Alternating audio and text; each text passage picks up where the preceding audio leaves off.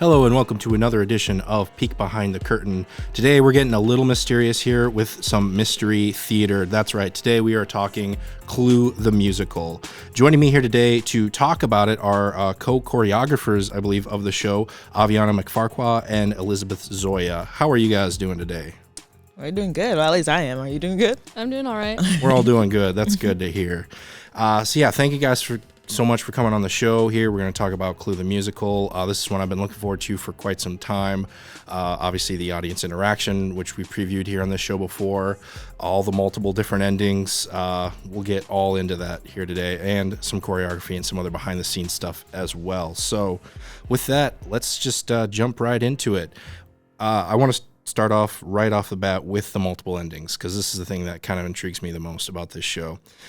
So as we've been talking about this show, previewing it, obviously for anyone who knows about the game of Clue, you can pick it's usually comes down to a person, weapon, and a room. This turns into essentially 216 different possible endings, and you guys allow the audience to pick the person, the room, and the weapon. Mm-hmm. I did a little math myself. First time I've done math in a while, so I hope this is right.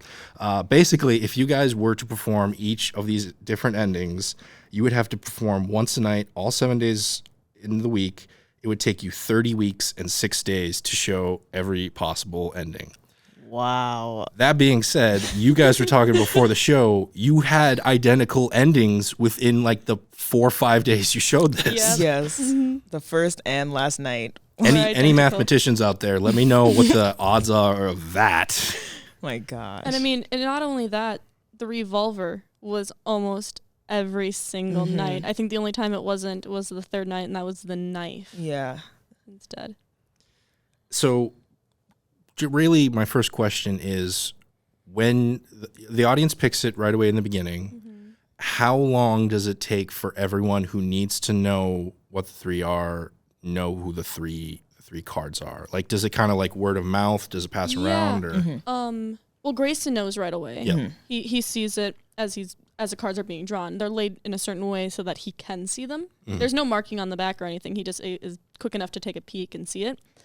But when the cards go off stage, we have Sarah, who was the detective as well as one of the stagehands. She goes through every single card and see which ones are missing. And then she tells us through the headphones, and then we tell the appropriate people. And I mean, in the end, like, the actors only need to know who the person is so that they can alter lines as necessary. That was going to kind of be my next question, is what sort of things on stage do you have to change or accommodate knowing the ending, basically? Well, for me personally, if I was the murderer, I would have to actually enter on a different side of that. So that would be a part of it. We have different lines that we would say, or at the ending, we would also go in front instead of standing behind. And there's a lot of different things that would go into it, but those are the main ones. Luckily for the actors, like, the main, like, 6 suspects, there wasn't much that needed to be changed. Yeah, they had, like, the extra little mini scene, which is, like, talking about the sheet music. But it was Mr. Body, Grayson, who had to change almost every single one of his lines. Because it changed depending on what it was. So, like, just kind of how he acted around certain people, are you saying specifically? Like, I guess if he knows the murderer, does he then act more suspiciously towards one? Or what do you mean by that exactly? Not typically. So in the script, he has different lines for each of the... So say I was the murderer, and then the revolver, and then the library. So he has to know the line for if I am the murderer, for what the revolver is, and then for what the... library is. So that those different options all come with different lines that he has to know. So it's not so much acting suspicious, because you don't want to really give it off to the audience too much, but it's more like knowing the lines for which is what goes with what. So so he almost has to memorize 216 versions of the same play. Yes. Well, hats off to him on that really. one. And it's not just like each half of the play, because you got the first set of clues and then the second set of clues. They're both challenging in their different ways, because in the first set of clues, he has to be in there and has to remember which ones he says no to and which ones he says yes to. Sometimes they're all no, sometimes they're all yes, sometimes half are yes and half are no, and so on. And then the second half, he has to remember which one of the multiple variations of lines he has to choose from. Mm-hmm.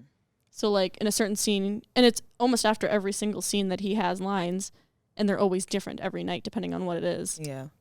So if anyone was doing a lot of work, it was Grayson. And then Dominique, who was our piano player, there was no way of us contacting her on who, the weapon, the room. Yeah, you're right. She has to listen. Yeah. She has to listen to when it's revealed, and she has to remember it. Like, she only has that split second to remember it so that she can say her one of the lines. cast members essentially is learning the same time as the audience is learning. Yes. Yes. Unless, of course, you guessed it, I suppose. Then you're just confirming what you know. But yeah, that's pretty interesting, too, because, that's something I want to jump ahead, and then we'll come back to this a little bit. But that's one thing I do want to mention here quick, is this show had no intermission. No. If I remember. Was that written in originally? Is there a reason for that? Is it like, I kind of have my theory, but I'm curious what the reason was, I suppose. So Brady, the director, he was debating whether or not he wanted to have an intermission because in the previous play musicals that he saw, the people left Body or Grayson on the stage to have really no rest. So it'd kind of be like no point because the intermission would basically be for him to have rest. So if they're just leaving him on the stage, then what's the point? Typically, the intermission would be put in right when he dies, like after he dies, and then it would start up again with "Now I am dead." And in a lot of productions, there's really no way of getting him off stage, and so he would just the actor just laid there, still for the entire 10-15 minute intermission. And I'd probably fall asleep, actually. Right? The curtain would raise up, and I'd just be like, "Oh, where are we at? Where are we at?" Well, I mean, the curtain is up the entire time. So he can't move So either. he can't move. He can't. It was. So we just kept going through it, and I think it made it more seamless and more of like you're playing a game. Yeah, and also there was only like 30 minutes left of the play afterwards, so it kind of make no sense. It would be weird to be like minutes. an hour and then all of a sudden intermission, and then you're only back for like 20 minutes. Yeah, that's a good point. I was just curious, like, do you guys have a preference to just do no intermission or intermission? Does that little reprieve? I mean, I guess really, do you even have time during an intermission to like slow down or anything, or is it just kind of you're thinking so much about the next scene it really doesn't matter? It depends. Yeah, if a 15-minute intermission, you have a little bit more, right? Because you go back to your spots 5 minutes before the show starts up again. And so with the 5-minute intermission, you barely even have time to go, or 10-minute intermission. It's essentially a 5 minute for you. 5 10 minute minute for the us. audience, 5 minute for you. So that's like barely any time to go to the bathroom, especially, let's say in the show like Anna Green Gables. I was just thinking that one. We only had the 10-minute intermission, or 5 minutes for us, and I had to pee. Oh, no. And I'm in a corset. Oh, no. And so my friend has a video of it somewhere. Of me just running down the hall to the nearest bathroom, taking off my garment down the hallway as she's like untying me. I'm just like, I gotta pee. Oh man. So funny. That other than that, I didn't really notice a difference. I mean, it would be nice to have like a little break, but other than that, it's really no. This show was short enough of a play that the time length of a play really helps with that. So. That's a good point. Yeah, honestly, I didn't even realize how I was having such a good time. It just kind of flew through. I didn't realize, when Brody dies, that is kind of past the halfway point. It did just kind of seem way more seamless and better, I think, that way. So yeah, jumping back to the multiple ending things, because I got a few more questions about that. Did you guys like take bets beforehand ever? I just want some behind the scenes stuff here. Was there like anyone who got closest? I don't think we ever did bets, but we were always like hoping for someone. Yeah. The very last show, we really wanted it to be Raxon. Yeah, or at least a boy. Or a boy. Because all the it was girls went. Every single night for the showing. And we wanted Raxon's ending or Professor Plum's ending because it's different from everyone else's. Like, every ending's a little bit different because like the actors have different lines. But with Professor Plum, it's kind of just like, but it was Professor Plum. They're like, yeah, of course it was. I'm right here. We just discussed this. And then it's like, oh, no, but you're not the real one. Exactly. Yeah. And so it's a little more fun ending. Yeah, besides hoping that was going to be Professor Plum or any of the guy characters, before the show even started, did you have your favorite ending, I guess I would say, that you were, before even the show started, just knowing all the endings? Was there one like, oh, I think it's really funny with this person in the rope or something like that? I wouldn't say, not really. My personal was Raxon just because of how different it was. Yeah. But I think there was a lot of jokes with Mr. Green. Mr. Green's Yeah. one makes no sense, and that's what makes it funny. Yeah. I don't remember the specifics of what made it funny, but we it should have was brought the just script. so, I know we should have. Oh, but it's such a... Because everything he says is wrong. Yes, everything. Everything he says, it's just like, I think my favorite one, that's That- how the cookie bounces. That You was know, one that's of not my- a saying. That was one of my favorite running gags in the show, I'm and I like, can't remember. There was like a few where he just says it so like He does. nonchalant that I think I was the only one who got it. I was like, Yeah. I didn't did realize he it at just say what I first. think he just said? I didn't realize that at first because every time I hear the line, I'm like, that just sounds odd to me. And then it caught on to me. I'm like, Yeah. almost every single line he has one of those. It's like finding a needle in a backpack. There like, it is. what- Yep, that's the one. what I'm does like, that even There was one where he mean? does like 2 sayings in a row, and he like takes certain words from one and like switches it into the other, and like takes from the first one, puts it What in was the another other. one? It's like putting a round peg into a bread box. Yeah. Just weird lines. Oh, and then he said like at the end something about having a tropical island and Oh yeah, having a Caribbean cruise around the Greek islands. there we go. Yeah, I Which was like, the Caribbean is nowhere near Greek that's islands. what I was like, what? And that's one I didn't even notice, I think, until the last night. Someone had like brought it up to me, like, that's why this is funny. And I'm like, oh. Yeah, It's not even close to each 'cause other. I never got why people laughed. I didn't get the joke. And then all of a sudden someone explained to that me, might like, have been this one is that why went over it's my funny. head too, because I'm not big on world geography very Yeah. well. Yeah. I I don't know where the Greek islands are. Yeah, but that was a good one. Yeah, so definitely his was probably He the had most. he had just so many fun, and he's such a talented actor too. He is. Like the amount of voices, it just yeah, he's yeah, awesome. he's really good. Yeah, And Aviana, you were one of the characters. You were Mrs. Scarlet. Were you praying that you were the murderer, or was it easier? I guess I get questions in 2 parts. Was it easier for you if you weren't the murderer than if you were, or vice versa? Or did you pray that you were the murderer, I guess, so to speak? Well, the first day we opened, I was actually kind of hoping it was me because my mom was there, so that was awesome because yep. I was. Nice. But then on the last night when I was again, I was like, no, we wanted someone else to do it. I mean, I will do it. Yeah. I just remember us but- all sitting backstage, Professor. I know we were literally like crossing our fingers and everything, but then they're like, Miss Scarlet. I was like, darn it. It was just like because I'm the one. She's on my side of the stage because I did a bunch of different roles, but I was on her side of the stage. It was like most of the girls were on that side, I think, except Mary. Yeah, except Mary because she came out right Yep. on the other side.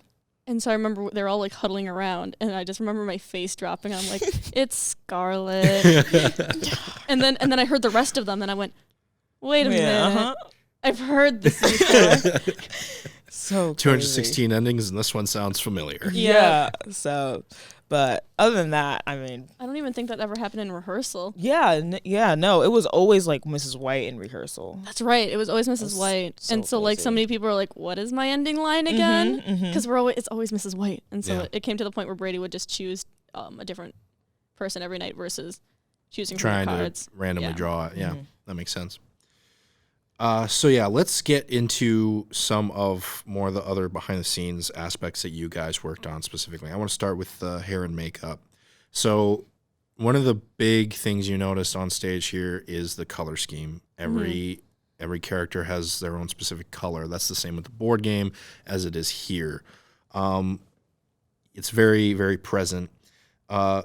Liz, talk to us about some of the thought process that went into that, into making some of these characters and everything. Just kind of walk me through, how does that all start? Well, the moment that I knew I was doing it, I already had like a vision in my head of making them look more plasticky and more their color versus them being human. Because they're supposed to be like, the characters right out of the board game versus them being real people. And that's a lot. We did a lot of that aspects in the choreography as well. We thought about that too. And so I did a lot of like pop art. Like the inspiration for their makeup was pop art. So they had like the dramatic contour on the cheek, under the chin, the nose, around the eye, and up above on their foreheads. And I just did it in their color. It was originally more supposed to be a glow effect. But because of so many different types of skin tones, it just wasn't showing up properly on other people. And so I had to alter so that what I was doing looked the same and looked consistent with everyone else.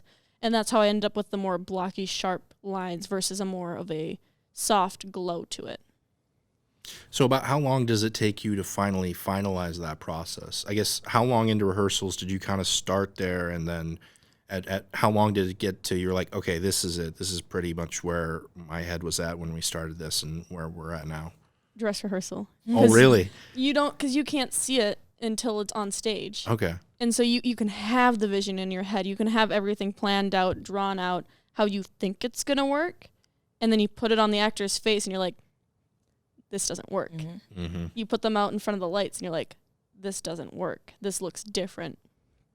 And then you alter. So you have that whole week to just change and tweak and alter so that it looks good and so that it looks the way that you're intending. Yeah, and I mean, that's what dress rehearsal is for, honestly, to make sure the dresses look good and the makeup and hair go with everything. So Avi's wig was, I think, one of the most concerning ones that I had.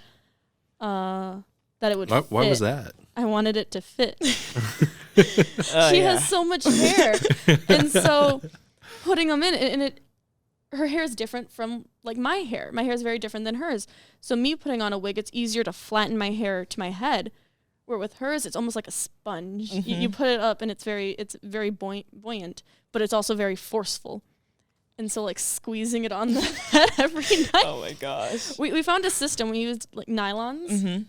And we put it on her head. She looked like a little acorn with it on. Yeah, that's not the word I use, but we'll go with that. I thought acorn was a nicer word than the word that everyone else was using. Oh, man. But I remember, that one night I finally got it, like, down, and I was celebrating. I was like, oh, my goodness. It was so easy. It looked so good. It was awesome. I mean, and from far away, it looks fine. Up close, it's like the seam is, like, only, like, here. So it looks really weird. But from far away, you can't notice. But yeah.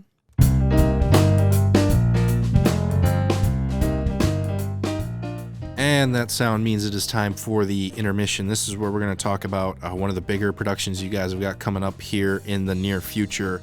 Wind in the Willows is what's coming up here. Do you guys want to give just a quick brief synopsis of what that's all about? Sure. So it's a cute little play about just accepting life, going with the flow.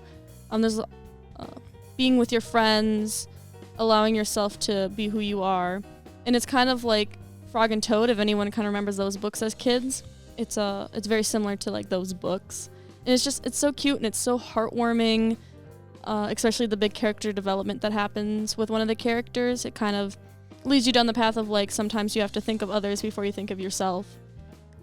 Kind of moral, but it's so cute. It's a good show for, like, all ages. Like, I enjoy it. I find a lot of aspects of it funny, and I'm sure little kids will adore it. Yeah, I always love those those little plays that kind of have sort of kids messages, but I think adults can take a lot out of them too if they're willing to. In this day and age, I think a lot of adults need some refresher courses on some kid messages, if I'm going to be completely honest. But I remember Mary talking about with the person who wrote the book. I'm not sure if it was the person who wrote the book or the person who wrote this adaptation of the play. He kind of went through life, just working the 5 to 9 office job, and it wasn't until he retired that he realized he missed out on so much of life and all, like, the small things that matter. And that's kind of what the play in the book is about. It's those small things in life that you need to appreciate that people every day take for granted. Yeah, it sounds like it's going to be a really good show. You mentioned some comedic elements, but also it's got a lot of heart in it and some good life lessons, which, like I said, I think the world needs right now more than ever. So that show will be coming here to SMSU on the main stage, like all your shows are now in this day and age, in these uncertain times, as they keep calling it. But that will be coming here to SMSU on the 25th through the 28th of February. Thursday, Friday, and Saturday will be 7:30 p.m. show times. You want to make sure you get there early, limited seating. Make sure you get in there before the doors closed. And Sunday will be a 2 o'clock matinee, if I got that all right. So, yeah, I remember with Clue the Musical, I showed up like 30 minutes early and everything just to make sure I got, like, the perfect middle seat. So make sure you clear the calendar for that. Make sure you got plenty of time to get there. Sounds like it's going to be a really great show. I'm super looking forward to it.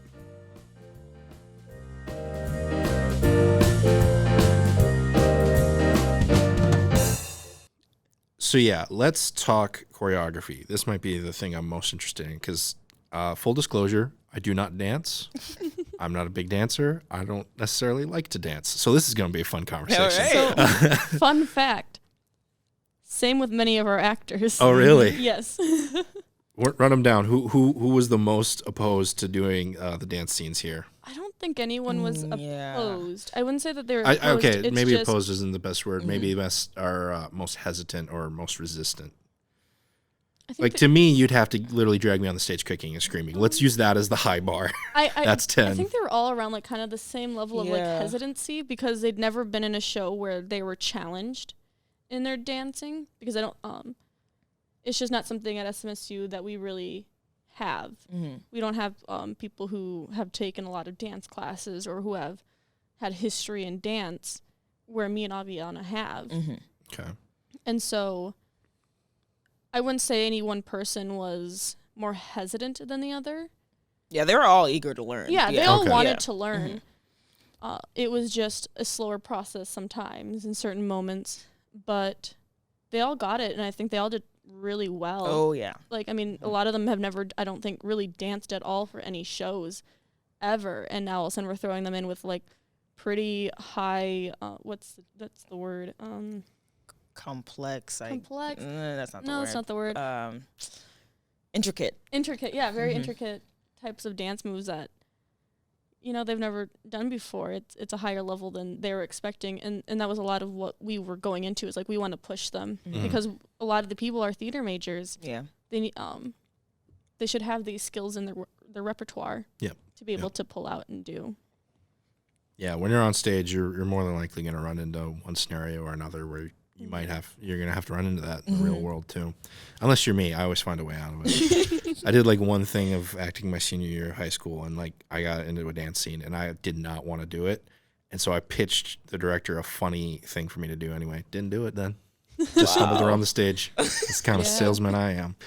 But let's talk about the process of choreography, because one of the reasons why I don't dance is because I have no rhythm in that kind of way. So really, truly, my main real question is, how do you decide which way to throw your arm at a certain time and to move your leg at a certain time? Like, what compels you to do the movements you do, really?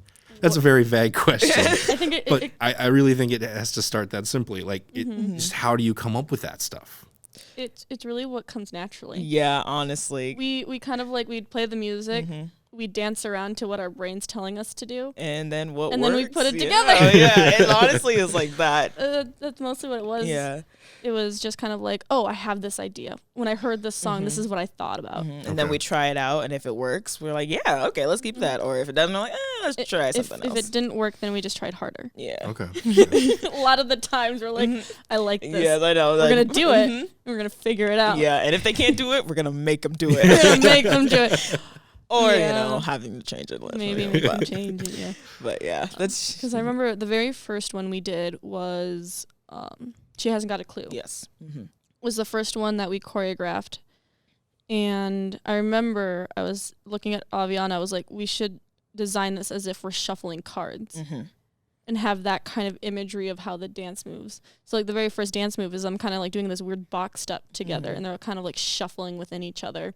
There's a lot of like switching back and forth, crossing in front of each other, just kind of like confusing the detective because they're going every which direction. You don't know what order they're in anymore. They're everywhere. Exactly. Well, you talk about it coming naturally to you. What sort of experience have you had in your younger years? Because you talk about, just kind of knowing after hearing it, like there's got to be some influence there, things you've seen. Like what some have been your younger influences, your younger experiences in dance or choreography or anything like that? Like, Okay, so so there's you can flip a coin next time too, I guess. Sure. So for me, my background isn't originally dance, but it's gymnastics. So I mean, for floor we did dance, but then after gymnastics, I did do a lot of dance classes, and my mom is a dancer, so we've always been dancing around the house as well. But yeah, probably from watching people dance, from musicals or from ballets that I've went to, or just learning choreography from my previous dance professors, instructors. That kind of just got all jumbled up and be like, oh, okay, we're going to do this, and that kind of works with this thing, and it just kind of just flows, honestly. It's not really more technical unless you're doing like technical ballet, which we're not. But yeah, it's more of just like a flow process thing. So that's kind of my background at the moment. So for me, I had been dancing at my local community center for, I think, 4 or 5 years. I think I stopped around the age of 8, and I started then doing a dance class through my church, which I did until I was about 11, and then I stopped. And I wasn't doing dance really until freshman year of high school. I got into a musical, and our choreographer was a professional like choreographer for like theater stuff. She had done shows, like really big shows for like I think Broadway in Chicago and all that kind of stuff. We got her before she did any of that stuff, so we didn't have to pay a lot because she was already used to coming to our school all the time. So that's how we got that, because we got her before all of that stuff had happened. So I've always had like big dance things for musicals and such, because I had that. So I've been dancing throughout all of high school. I was in this thing called show choir, which is a 20 to 30 minute straight dance and singing the entire time. So a lot of my moves come from that as well, which is more similar to musical theater than just like contemporary, or not, is that right? Contemporary? Yeah, ballet. Technical. There That's a term.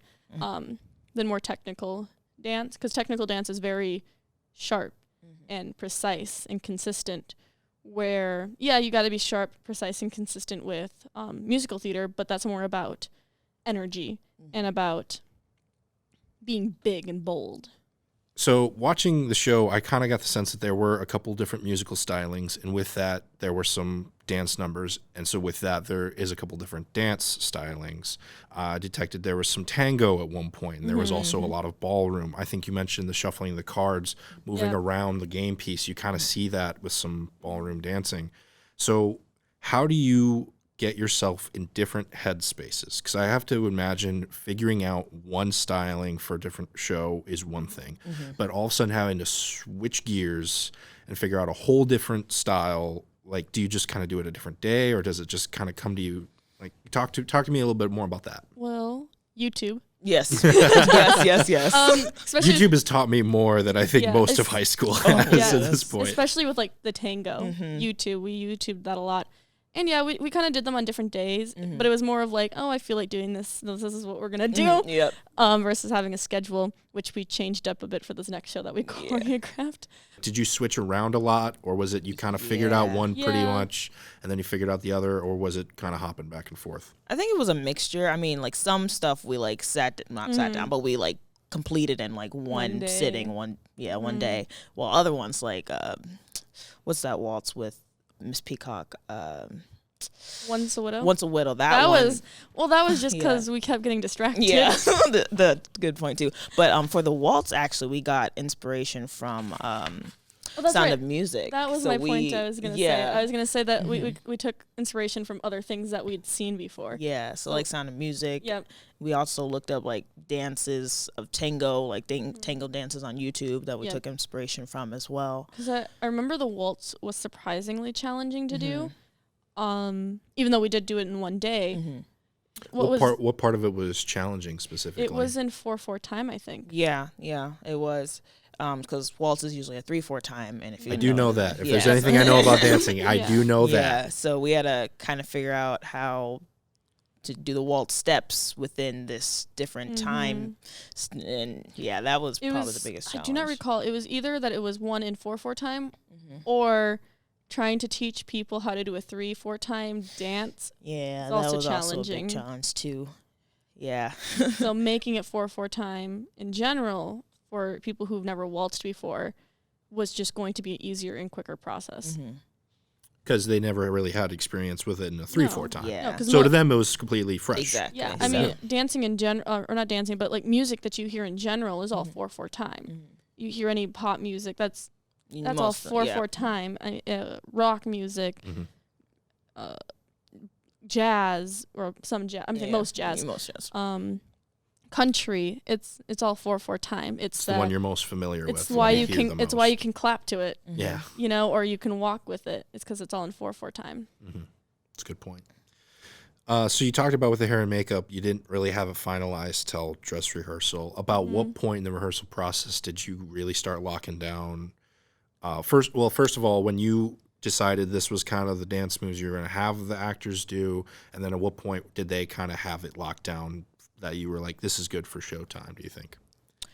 Honestly, I'm going to say probably the last day of dress rehearsal, so the day right before we performed. Because, well, for one, our Grayson, the main character within the play, he wasn't able to join in the rehearsals except for virtually. So thankfully he didn't have a lot of movement with or choreography. Yeah, but and we kept that in mind, especially once we knew that for the last month he wasn't going to be here. Yeah. We're like, all right, we got to make sure that what he has is very minimal so that when it came to teaching choreography, it was just a simple, all right, this is where you stand, and then people will dance around you. Yeah. Okay. Yeah. And in addition to that, Literally hitting your marks. Yeah, exactly. So sorry. And in addition to that, we also had to postpone the clue process because of everything going on right now. So that also didn't help with us being able to get together and choreograph. And then we had the break. So it was just a lot of different things. There's a lot of things just happening. Yeah, it's something we've talked about on the show with previous productions. Every show has its obstacles. This year in particular has been more than most. My final question, I guess, as far as choreography, unless you guys have any other thoughts or things you want to talk about, is if you had a preferred style or type of music that's like your favorite to choreograph or anything like that, which would it be? Like, what would be a good show or, again, style of music that you just like, this just comes way easier to me almost? For me personally, I don't know if there's a certain style. I guess it's just how the music, how it reacts, how I react to it, I guess. But like for this upcoming show, all this music, I love it. Most so I'm of the like, music. We're like just it's like really, popping out. It was super stuff. easy. I mean, there was a day I think we came up with 3 complete dances in a day, and it was because it was just so easy. You just connected with the music. So I don't know if there's really a specific genre, but just something about music in general that just sometimes it's just like, whoa, I love that. The music in Clue was very weird music. Very weird music. For one. For two, hearing it properly was hard to find. Yeah. Oh, yeah. That was another big problem because we didn't get the music until like 2 weeks before we had to perform. Which there was a lot of technical difficulties in the background of why we didn't get the music until then. But so that was another big reason to why it was so hard to. Yeah. Where with Wind in the Willow, you can easily Google it, or you can easily like look it up on YouTube. When it came to Clue, it was like. We had to use like the special SoundCloud account so that we could go and listen to this version of the song, which was a very interesting interpretation of the music. Yeah. And sometimes the music didn't match up with what was in their sheet music. And so we had to think of alterations so that it fit our sheet music and not what was on the recording. So there was a lot of technical stuff that. Because Don't Blame Me was very different, I think, than the recording. Like even the speed and the all of that, the ending was different. And so we had to keep that in mind when we were choreographing to not leave something out because it's not in the recording. Yeah, or make something longer because this was extended in the music. So, yeah. You may have already answered this, and if you did, I'll cut it. But was there a favorite song in this one that you had to choreograph? Oh. What was your top number one? There was, and I'm trying to think of which one it was. Oh, yeah. Seduction Deduction. Oh, yeah. That one was my favorite. That's the tango. This is the tango between the detective and Professor Plum, if I'm correct. Yep. That one was my favorite. Yeah. It was just so much fun. And I remember us coming, that one really came naturally to us too. And I remember we did it out of order when we choreographed it. We choreographed, I think, the ending when they danced together first, and then we went back to the beginning, and sewed it all together. Because we had the idea of, okay, they're kind of doing two parts separately, and then at the end they would come together. So we just kind of worked backwards, like you said. Yeah, and it was also really fun to see the reactions of both Plum and I think the funniest part was I taught the actress who played Detective Sarah way ahead of time. So she knew what the dance was before Raxon did. And so she would she was telling me how she would just throw him around stage, basically doing what dance moves she could. And I wish I could have been there to see what his face was. Oh, it was hilarious. He was just like, whoa, okay. Yeah, it was super fun. And it really challenged both of those actors a lot, because I think Sarah hasn't danced since high school, and I don't think Raxon really has ever done much dance at all. And so it was really cool to watch them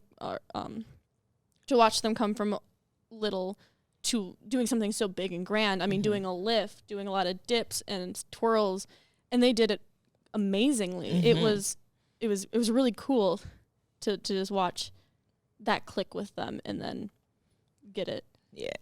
Nice.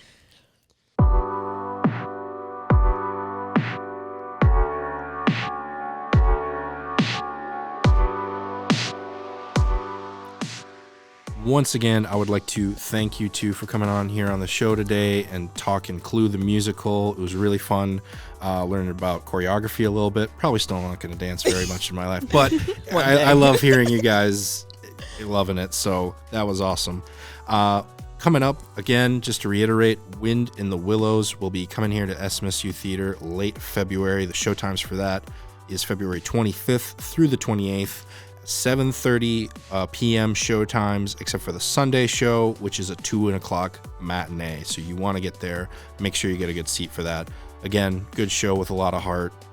That's something I'm always looking forward to these days. So what other projects or future shows do you guys got coming up here in the near future? So we actually just started rehearsal for An American House. It is a show about a house that goes through generations. So it shows different families and people who've lived in that house over a span of, I think, 200 years. So that's going to be really cool. It's going to open mid-April. So really excited for that. We also have an improv show coming up on March 2nd at 9 p.m. on the MainStage Theater. It'll be a lot of fun. Posters, I think, are either up or coming up very soon. So. Yeah, I always look forward to the improv shows, especially too. You guys always knock it out of the park with those. They're really fun to watch. So again, keep an eye out for those shows. Make sure you get there early for good seating, and prepare to laugh a lot with a lot of these too. So, for myself and Aviana and Elizabeth, we'd like to thank you so much for watching and for taking a peek behind the curtain with us.